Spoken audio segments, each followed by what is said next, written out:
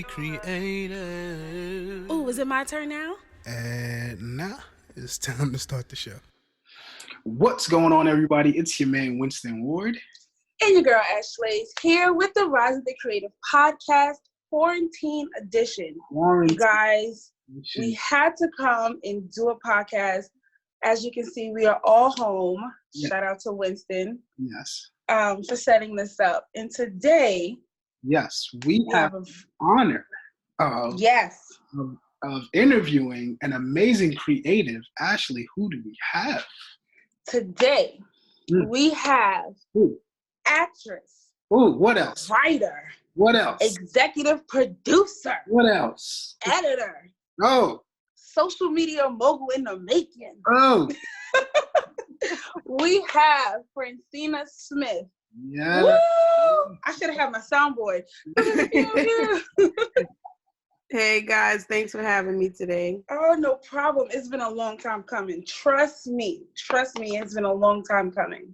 Yes, Fran, I spoke to Ashley about you a long time ago. I think I may have even spoken to you a long time ago, like, hey, I want to get you on the podcast.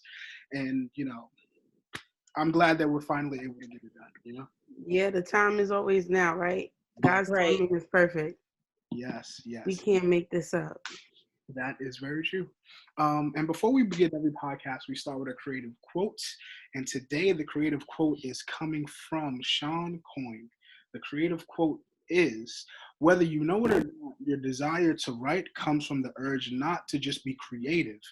It's the need to help others. A well-told story is a gift to the reader, listener, and viewer because it teaches them how to confront their own discomforts. Deep. Yeah, that's powerful.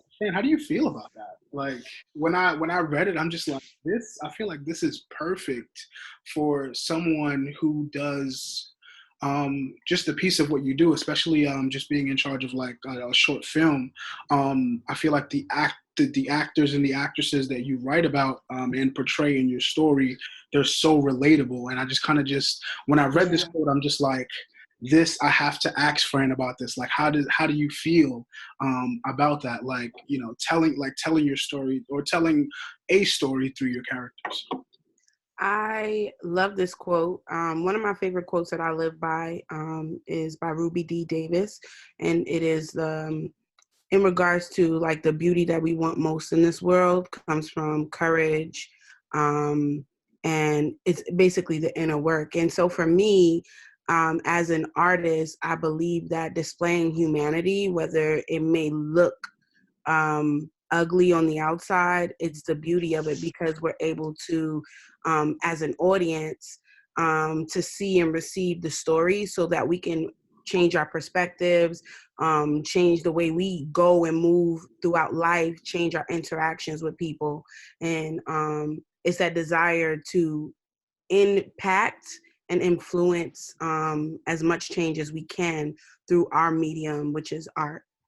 So yeah, I think that quote is extremely important.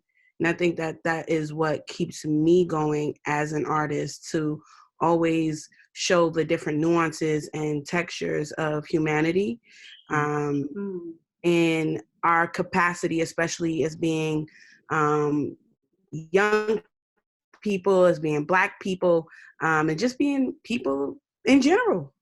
Right. I love it. I love it as well. So tell us, Francina,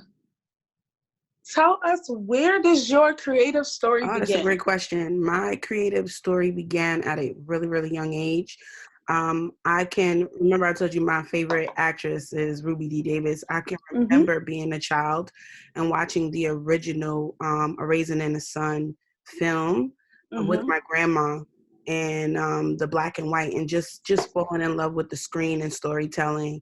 And my father, who is about to be 10 years since he transitioned, but he had a major part in that as well in regards to my love for the arts, because the way we connected in our love language was through watching movies, whether they were karate films to classic Black films before I even existed, and cartoons. And so that's kind of where my love started. My parents definitely encouraged me to be a storyteller. I can remember being around family and saying, like, we gonna put on the talent show and y'all gonna sit down and watch, okay? Because I got talent.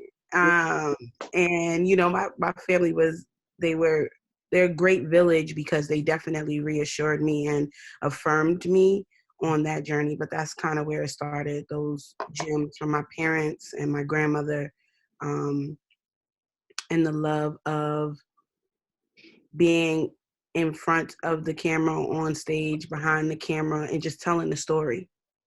Right. I love that. I love that. Let's speak about Black Panties. Right, which is fire. Playing catch up the other day. What do you think is the major inspiration behind it, or where did you get the idea of writing Black Panties from? So the idea of Black Panties the birth of Black Panties came from a space when I was actually not being creative.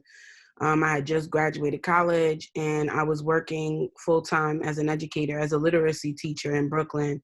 And it just was not where I wanted to be. And I kept on telling my coworkers, who were my friends, who are my friends, let me say not were, but we were coworkers. And I kept on just telling them, like, I am not happy. I'm just not happy. They're like, well, write a web series. You could do it. And they kept on, like, when I say your village is important, it's so important because it's like when you're on the dance floor and you hear people saying, hey, get it? That's like our affirmation, to keep going and do what we're doing. And so that's kind of what my village of my coworkers were doing. They were like, look, you're not happy, but this is where you are now. This is the reality of it now. So just start writing the story. So when I was in college, I never studied screenwriting or film. I went to college for theater. And so I kind of just guessed on how I can structure a web series, like based it off, did my own knowledge. And then I entered into a network called Ween. And through Ween, I was able to also get affirmed and supported through my Ween sisters, as they also encouraged me to look, okay, now you wrote it, now you just got to do it. And so I kept on like battling, well, what does that look like, And in our heads, I know in my head, a lot of the times I would just keep on, what does just doing it look like? And I'm keep on asking these questions, I'm overthinking, and I'm not doing anything. So I realized that just doing it just meant like, okay, start filming. Like, if you get it wrong, you get it wrong. If you get it right, you get it right, but just do it, That's and a word. Being able to release your art to the world is, Winston, it's a lot. Like, it is a lot, like. It's like your baby. It's your baby. It is your baby, It's like your vulnerable pieces, where you can get better at, where it should be tighter at, but you don't really have the capacity at the moment to really make it better, but you still want to release it, because if you don't, you're not going to. Right. And it's just gonna get dust on it. So that's kind of like where the premise of it started. But yeah. You spoke about Ween Academy. I just came across it a few weeks ago, and I am so upset that I did not find out about this amazing program when I was within the age limit. So can you please tell us what Ween Academy is and how it was part of, you touched on it a little bit, but how it shaped your creativity? Yeah, most definitely. So Ween is the Women Empowerment Network. Women in Entertainment Empowerment Network. Excuse me. I'm sorry. Let me make sure I get it right. And they're a network of women in the industry, where they range from PR to marketing to brands to filmmaking, producing content, etc. And they basically have a plethora of activities that they do, but they're known for mentoring young girls who are in pursuit, being the bridge of young women who are in pursuit of pursuing a career in the entertainment industry, whether they are connecting them to internships or job opportunities, and other philanthropic opportunities. That's kind of what Ween does. Now, the way I got connected with Ween was by chance of me having to work in education. So remember I said, although I was unhappy with like where I was working, not because I was unhappy of like having a job, or more so because I wasn't in the career field that I wanted to be in. But when I got into that space, when I was working as a literacy teacher, it was everything I needed, because it connected me with so many people and opportunities in the entertainment field that if I could have written my story, right, I wouldn't have been able to be as creative as this was. You know what I'm saying? Like, right. So, Samara, who actually was, she was my coworker at the time and executive producer on Black Panties, she heard about it on Facebook through her network, and she shared it with me, and she was like, go, and you need to do it. And I was just like, it was like, she's like, at the time they wanted us to audition. And so I told you I come from a theater background. I'm like, what type of audition? I need to have a monologue? Like, I'm not ready, I haven't been prepared, da, da, da, da. And she was like, well, contact the lady, reach out to the lady. Mm-hmm. So she wanted me to reach out to the lady who posted about it. So I reached out to her on Facebook, and she's old school. So she was like, first of all, do not contact me on Facebook. That's unprofessional. Da, da, da. I was so shook. I was like, oh God, now I'm definitely not going to get picked if I go. Like, it's like a wrap. Long story short, my mentor at the same job that I worked with ended up being her pro fight. In a different network. So she reached out to her and, asked her some questions on things I need to work on to prepare for Ween Academy, and the rest is history from there. But like I said, like on this journey of life, we just never know who we're connected to, right? And how the spaces that we're in will lead us to our end goal. You know what I'm saying? Like, right. I'm just still amazed, because I could have never in a million years imagined that I would have still been connected or get my foot a little bit wet in the entertainment industry from initially starting by working in education. Yeah, that's so crazy. Number one, I would like to say, don't you just love friends who just tell you, just go do that, so shout out. Right. You need radical friends in your life. You need friends that are almost like crazier than you, that believe in your dreams. Exactly. Because they give you that, like, you think I could do it? They're like, yeah, go and do it. You got it. Hyping you. Like, yes. Oh, yeah. One final question before we hop back into Black Panties. You touched on it a little bit in the last question that we asked you.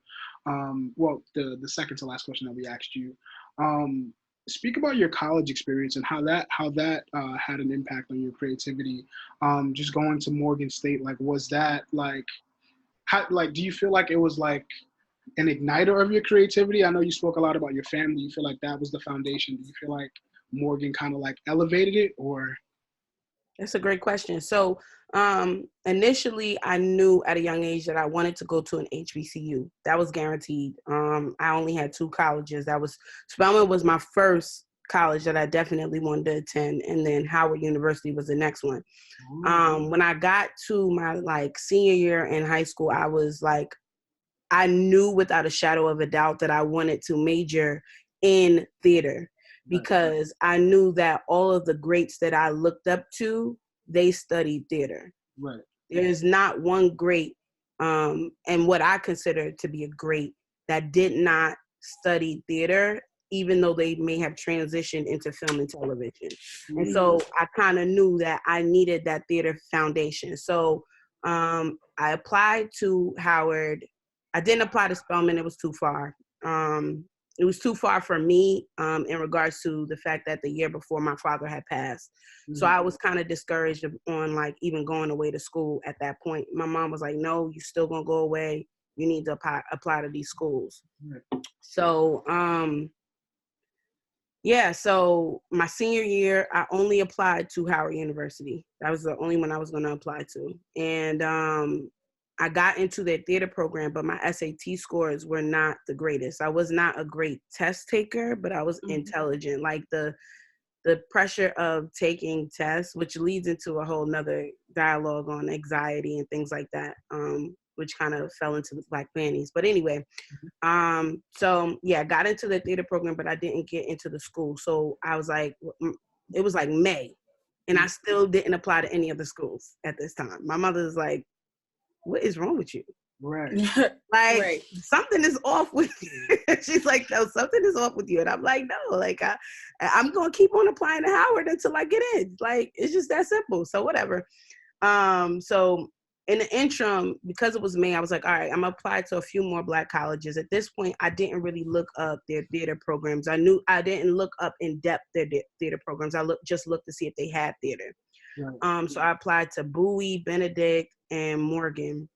My aunt and uncle ended up attending Morgan State University, and they still lived in the Baltimore area. So I was like, all right, well, at least if I go to one of the Maryland schools, I'll have direct, immediate support there.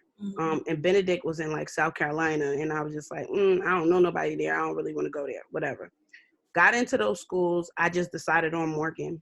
And when I attended Morgan, it shifted my whole, like, what I considered balance and sphere in my life, because I was still at my freshman year. I was like, I'm gonna just go here for 1 year. I'm gonna do what I gotta do, and I'm gonna transfer over to Howard. Like I told you, like I had my mindset.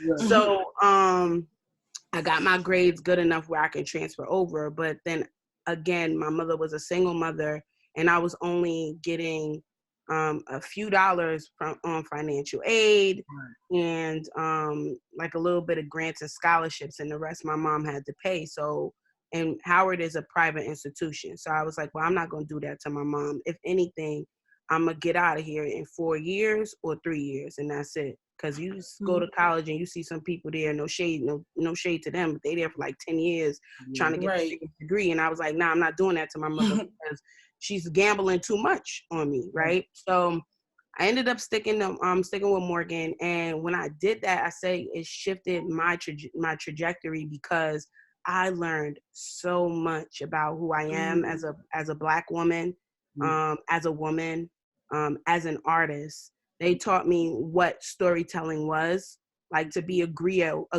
and really be about it, like be about the storytelling, be about what the truth is in the story, and always sticking to the truth, like supporting other artists, doing your research, reading and reading.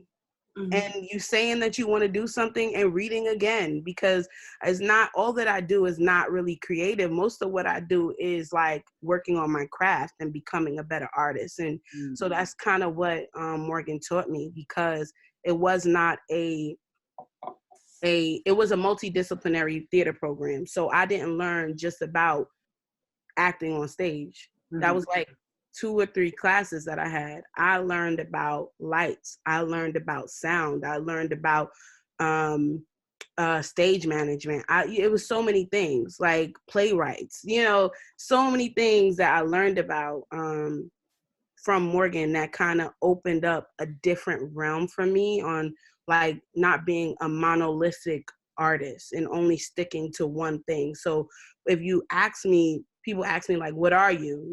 I say I'm an artist, and they're like, no, but what do you do? I'm like, look at Ruby D, like these people that are the greatest. They're actresses as well. They did everything. They executive produced. They were poets.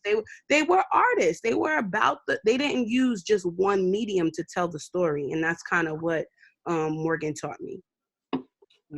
Now, one of the last things you said was the importance of storytelling and just the importance of a story. What do you consider to be a good story or a great story? Or what makes what is the difference between a good story and a great story? That's the question. A great question. I think a great story is where you can feel and empathize with humanity, where you are able to really see. And when I say see, I don't mean like, for example, Bug's Life, right? Although it's animation, right? It's animation, Right. but that is a great story. It is deep. Right? It is. If you say it's not a great story, like there's something wrong with you. Okay? Because it's not just about bugs. Like it's about life and how you got to work around certain obstacles and how like that is the truth about life. When we're able to see ourselves in the space, in the moment, whether it be completely different situations. You know what I'm saying? Those are great stories. Antoine Fisher. Yes. Denzel Washington directed that. That is a great story. Not because he overcame foster care. No, because each of those actors literally took the time to become their character and we were able to read it on the screen. Like, I told you guys I studied, my dad, we used to watch karate films. And karate films at the time didn't really have English. Like they were doing subtitles, right? And so you had to really, you got to read what they're saying and watch the acting. And that's kind of how I, to this day, study film, because I try to mute the sound and watch and read the eyes and the motions and things like that. But those were great stories because we were able to read and feel something about it. I don't have to tell you how I feel because the reality is in life, I'm not always going to tell you how I feel. You know how I feel, maybe through my disposition, maybe through the way I walk, maybe through the way I look at you. So to me, those are great stories. Good stories, I feel like they're not always truthful. There's like a capacity of truth that's missing. Yeah. That's deep. That's so deep. It is. It's all the same thing kind of with like good music. Good music and great music. Like I can feel, I don't have to be like I listen to rap, reggae, gospel, all over, right? But great music is when the story is told and I'm like, although I wasn't in the trenches, I was in the trenches. Like I had some dark days and I can feel it. So I know what you're talking about. So it's the same thing. Yeah. That's right. What I want to know, what kind of content can we find and what kind of story can we find in Black Panties? It's a great question. What kind of story? So you find the journey of 4 different women in different spaces of life in New York. The story of womanhood, the story of just being vulnerable and what does that mean? What is the texture of vulnerability for each woman at a different level and a stage of their life? I believe in Black Panties, we aim to just tell the truth, like whether it's funny moments or like awkward moments or like real harsh moments, just really telling the truth on these moments and experiences that we can relate to and learn to empathize with and see differently. So I hope that answers your question. Oh, yeah. It was dope. I love how the show focuses on the process of the different like decision makings, and you see each character go through their own little drama. You like, yes, relatable, #relatable. Like I see myself in like London or Valerie or Mahogany. Like, you know what I mean? Like every woman can see themselves in a different situation because we all live in the same story. We all going through the same things. We're all, that's what I loved about it. And I had to play catch up. I was like, we have Francina on it. I have to play catch up on it. But I really do enjoy it. Thank you, Winston, for putting me onto it because I know that you sometimes do the music on it if I'm not mistaken, right? Yeah. Yeah. The music supervisor. He definitely put me on. Winston, let me tell you, that's another thing I learned in college too, and how like lights and sound help elevate storytelling. That's where I learned it in college, right? And so and you can really see it in Black Panties because sometimes in film, it's a bit I'm sorry, something just popped up on my screen. Sometimes in film, not sometimes, film is flat. Like theater is not flat. because the audience is in the room and in the space. But film and television is flat. And so what helps add texture to it are the sounds and the lights that we emote. You know, think about Soul Food when I can't think of the sister name, when she goes after her husband with the knife, right? Oh yeah, in the party scene. Yeah. Right. And how the lights are different. Oh, right, and, yeah. You know, and the sound is different. Like all of that added, and we were able to feel Terry. There we go. Thank you, Jesus. We were able to feel for Terry in that moment, because before we were kind of like, yo, why Terry be acting like that? You know what I'm saying? But in that space, that shift, we were able to read her eyes and feel the lights and allow the sound to take us to a different space, and it shifted our viewpoint and our perspective of Terry. And so I say all of that to say is that that's exactly what Winston does with Black Panties. Like the sounds that he uses, the genres that he played with. My favorite was season 2. Like season 1, we had fun. Yeah. Season 2, he was able to like really play. Can't wait for season 3. We're almost there. So you named a lot of movies. Yeah. In our time. What's your favorite movie? It's a great question. What is your favorite movie? I don't have to have just one, right? No, it don't have to be one. Okay, I'm gonna give you my top. Man, this is a hard question. Not top 20. Nah, I'm not gonna do top 20. Give me like top 3. I'm gonna try to do 3. I'm gonna try to do 3. And watch when I leave and we end this, I'm be like, yo, I should have said this movie. They out of order for putting me on the spot like this. Anyway, so Claudine. Ooh, classic. Claudine is a classic. And their soundtrack is a classic. Right. Well. Right. Curtis Mayfield, pure genius. The 5 Heartbeats, that's a family favorite. I think I have family ties to that, so that's definitely a favorite. Yeah. And I'm gonna say my Black favorite romance is Love and Basketball. I think the story behind the director and the writer just trying to get her story out is what kind of sold it for me.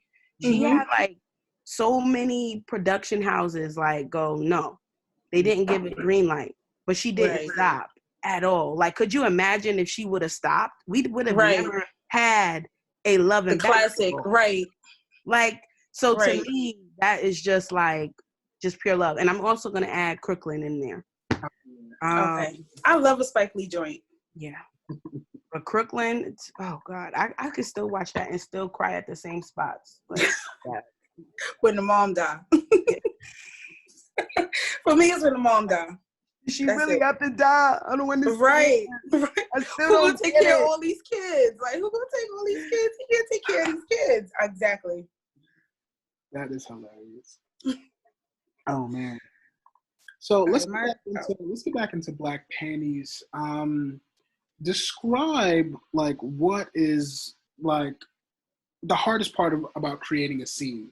I guess maybe you can start with the writing process, and then also speak about the hardest part about even shooting a scene, or just maybe even just being in the scene and just kind of like trying to figure it out. So the hardest part about a scene, creating a scene.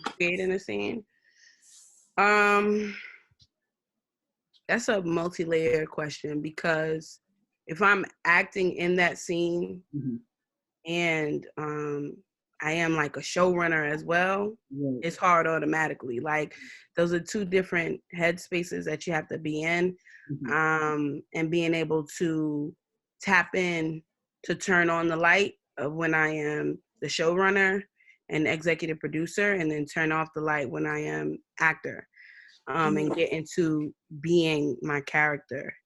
The hardest part about getting a scene could be so many different things depending on the day. Like, if lights don't work. We had one day when I wish we were filming like behind the scenes this day.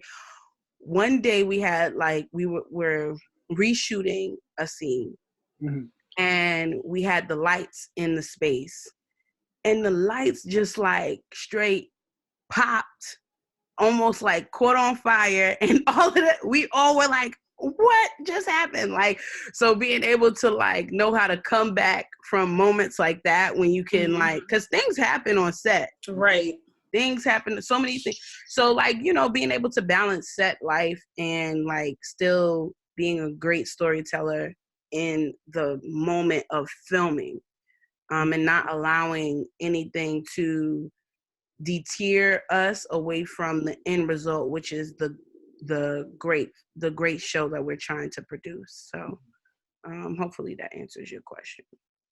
I have a question. It wasn't on a question list, but do you have a favorite moment from both seasons that you've shot?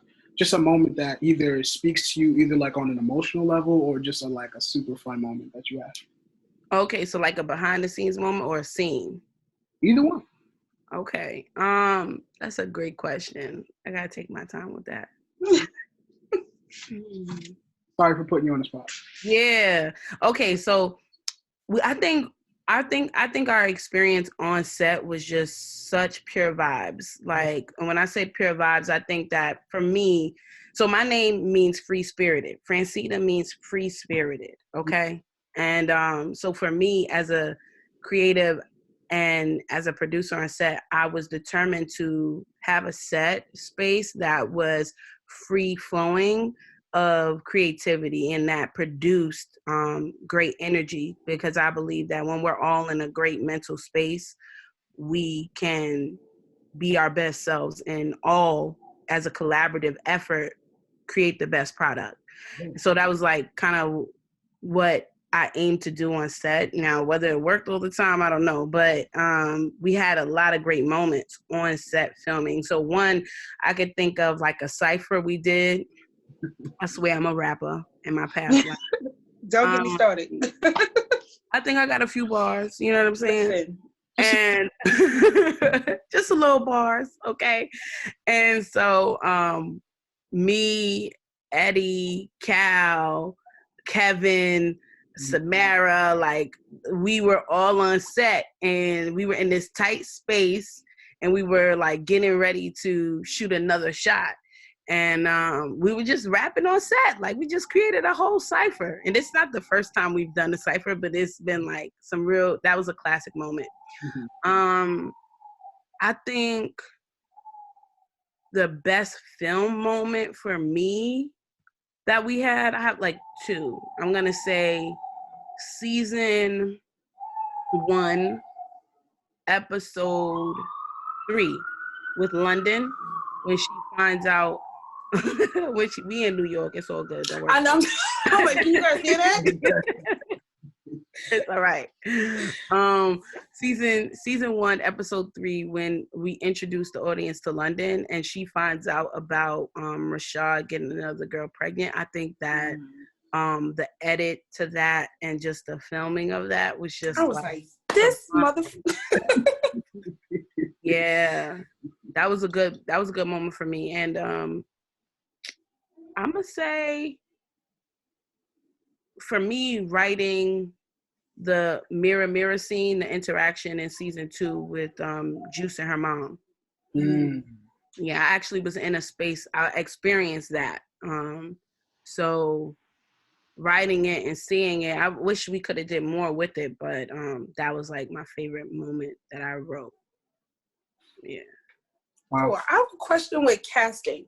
You have a lot of beautiful plus size actresses. Was that on purpose? It's a great question. It was on purpose because when I had graduated, like I said, I went into education and then I wasn't auditioning at all, which is on my part because it had to do with my own esteem with my dream. Like, did I really believe I can achieve it? And like what that looked like, what did that achievement look like? And so I kind of didn't have a premise, but I knew that when I was in the writing phase of it, I knew that initially I wanted all of the women to be plus size, but it didn't work out that way. But I knew that London and I knew that Mahogany had to look specific ways. I was dead set. I was dead set. So we had casting director, shout out to Candace Thompson, who at the time was my coworker, and she also was a theater major in college. And she just helped me with casting, and so we just went on that journey to see what we got from that, from what we got from our casting call notice. But yeah, in regards to what they looked like, I was determined on their size because I felt like there weren't a lot of spaces for women of different sizes to be casted, and I felt like it was unfair. And I feel as an artist that if I have the platform, then I need to make sure I make the room. Right. You know what I'm saying? Like, if I have the space to make my own table, then I need to be sure that I'm inviting the right people to my table so that my story can can make a statement. Right. You know, and so that someone else at this table can give another person another opportunity. And so it just so happened that Jocelyn, who was cast as London, this was her first time ever being cast in a project. You get what I'm saying? Like, and what that does to you as an artist, right? Like, just affirms you, whether you get cast in the project that you really wanted to be in or not. But when you are in pursuit of this career that always rejects you, to be affirmed, right, like, just speaks volumes. And so, yeah. And for who you are, without having to change a whole lot of your personality or your looks, or I loved seeing plus size. I love seeing in general. I love seeing plus size women in stories because we go through shit too. Like we not that, and we don't need to be caricatures. Like, and that was one thing I was determined about. Like we're not the best friend. We can be love interest. Be the main characters. Yes, right, we're important. Yeah, because it's about humanity. The reality is, it don't matter what I look like. These are things that everybody experiences: white, black, Muslim, Christian, fat, black, purple, and all of those in between. Like, we all experience these things. And I think that because, sorry guys, because we don't, a lot of the people who are in the room to tell the story, they don't always make the best choice in regards to casting, because they're looking at it like, well, this person has numbers, or this is what we consider sex appeal. They're ignoring the humanity aspect, and it's not being truthful. Right. What advice would you give to someone who wants to create a scripted series? It's a great question. I would say you need to know that you're great before anybody else knows that you're great. I would say you need to believe in yourself, like be radical when you believe in yourself, where people on the outside look at you like, yo, you're crazy. Right. And because I think that is what gives us the persistence that we need to keep going when things literally are not going right.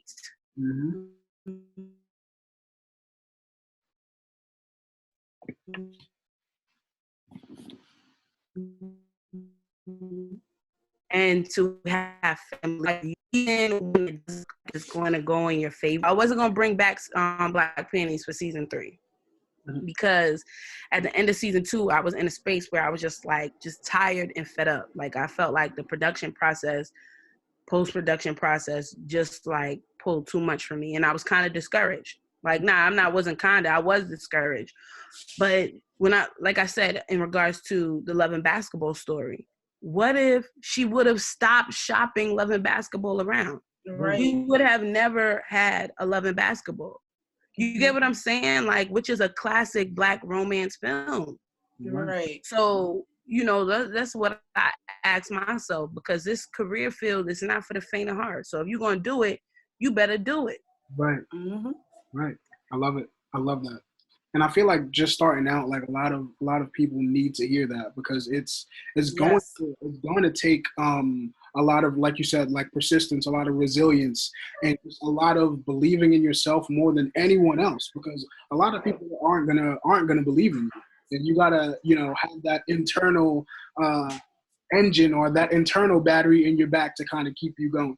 That's it. Like, you need that battery in your back, and you do need your village too. You know what I'm saying? Like, those people who are crazy enough to believe just as much as you believe. That's so beautiful to me. That was a podcast. I think that was one of our Talk to Me Tuesdays. Like, that is just so beautiful to me. And the fact that if you believe in God, or whoever that you believe in, God believes in you, and the universe believes in you. Right. And so God and the universe will work together to make everything you want occur. Now, whether it occurs on our timeline, I'm still battling with that, but that is something that I am sure of, that like God and the universe believe in me, and that it is all going to work together. Like, so even in those moments, and I keep on highlighting the word moment, because it's a pure second when I may feel anxious or fearful or doubtful, I have to speak to myself and like, chuck it up. Let's go. Now I'm talking to my soul, like the things that I know to be true. This is what I know to be true. All things work together for my good. All things work Amen. together. I say that because the reality is we do fear, get anxious at times. Yeah. We do have these moments. That's real. When Juice has her breakdowns, I have my breakdowns. So when you ask me like, oh, which character is most like you? They all like me. They all have a piece of me. Yeah, I gave myself anxiety attacks before, but that was before I knew what I was doing. And so when I acknowledged, okay, this is you giving yourself an anxiety attack, so now this is what you need to do. And so I do the reverse of what I feel. And so I start talking to my soul and my spirit, and I'm like, all things work together for the good. You good. You're going to be okay. So all of the opposite of what I feel in this one moment is what I say. Yeah. And that's what keeps me going. You know what I'm saying? I love that. Especially in a time like this. Yeah, I think it's really important, especially for creatives, to I think, exactly what you were saying is just to manage that internal dialogue. Because so many times we can be so down on ourselves, you know what I mean? But once you switch that internal dialogue with yourself, like, you know what, like, things are going to be okay. Like, things will start to turn around on the outside just based upon how you speak to yourself on the inside. Yeah. And you know what, Winston? People don't want to do the inner work, right? Because I realize as an artist, it's less about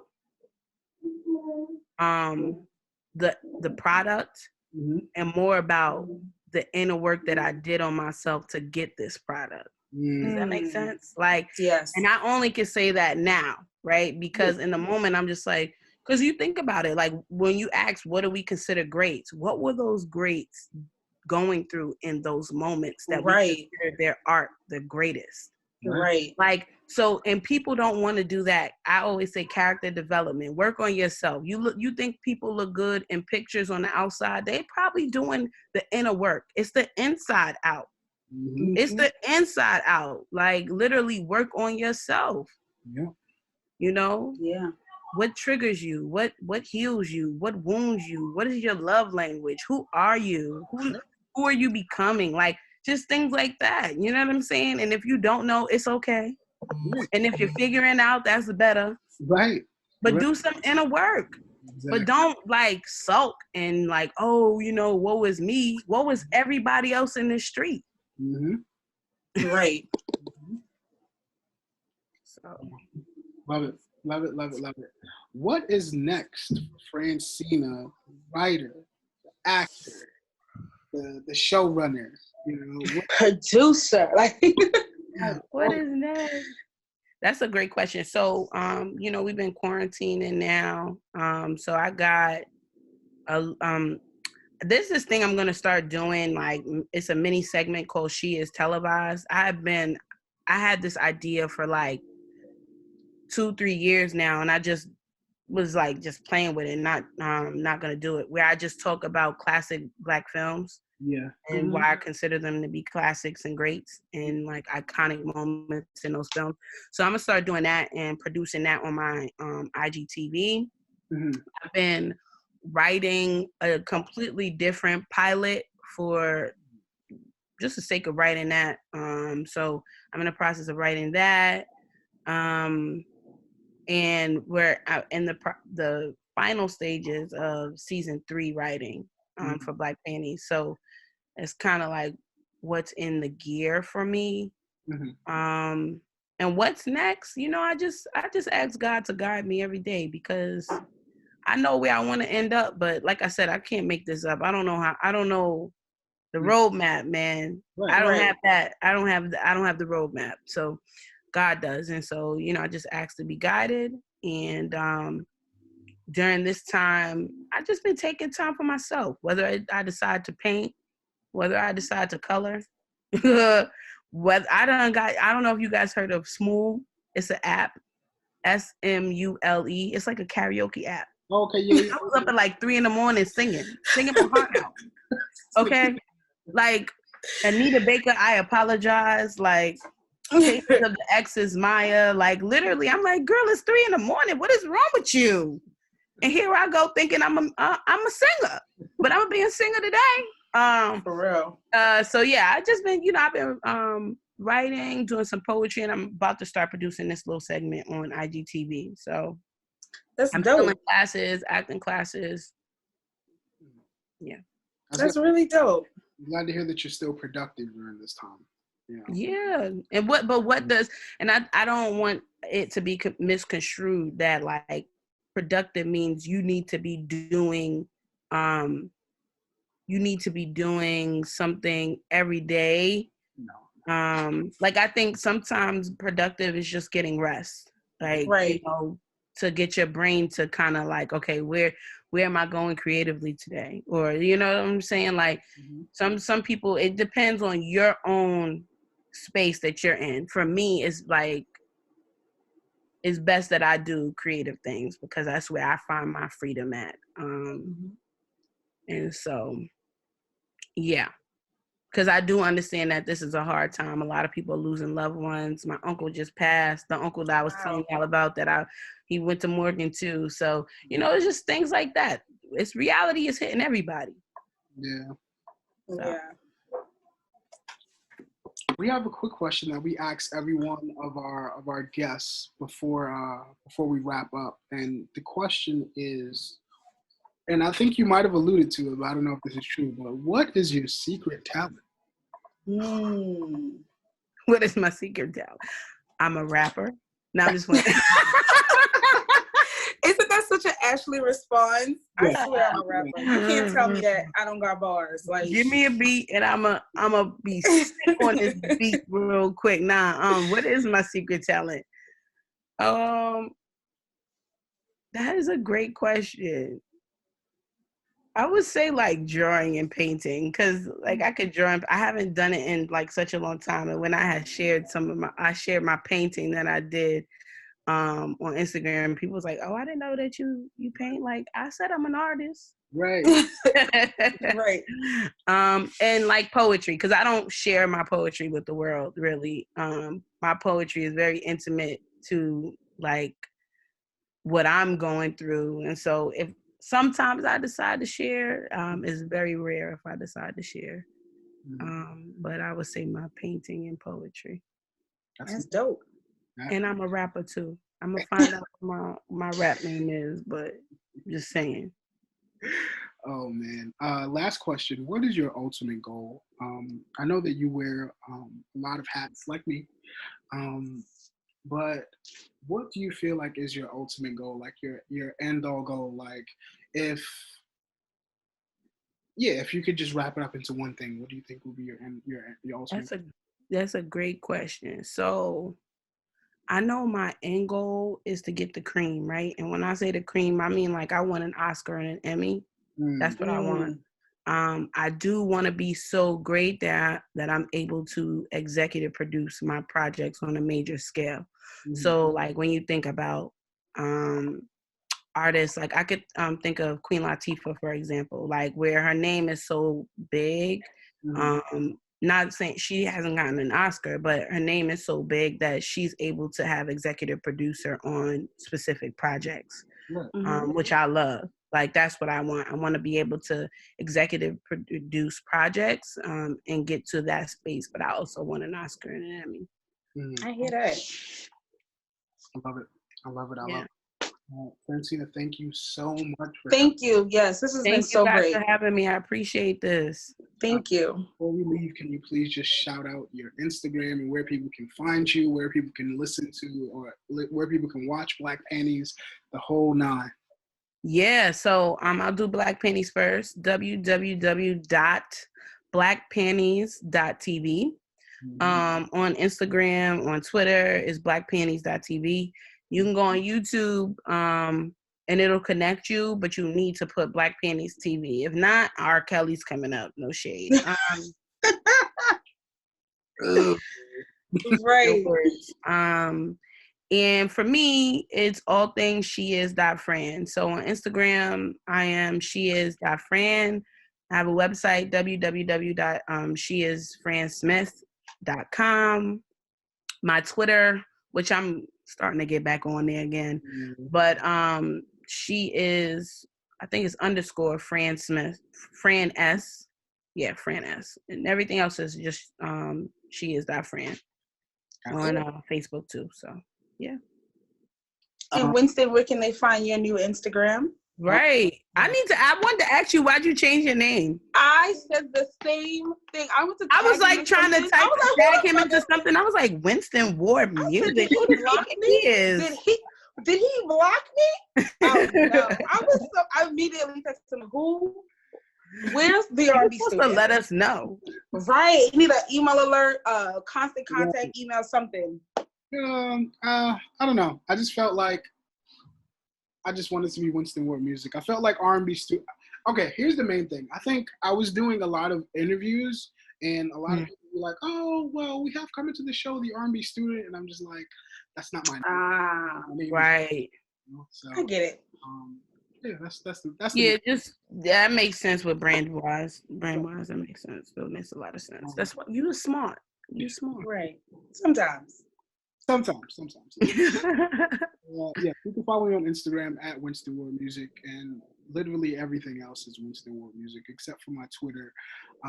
But I don't know if I want the world to find that, because I'm way less. Yeah, Kevin Hart situation.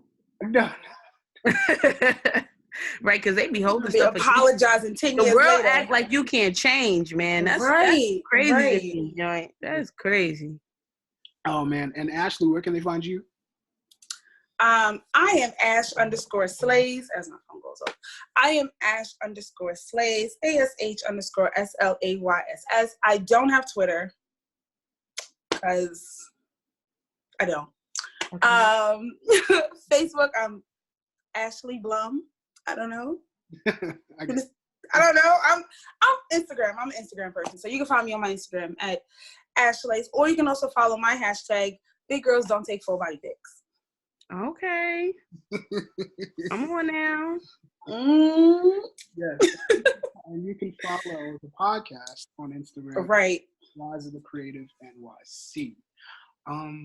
Thank you so much, Fran, once again. Thank you so much. This is so great. We have to have a physical podcast again. Yeah. This was great. I appreciate this, guys. I really, really do. Thank you. Thank you so much. And we are out. All right. Stay safe, guys. The rise of the creator. Wait. What about now? All right. Maybe the next show.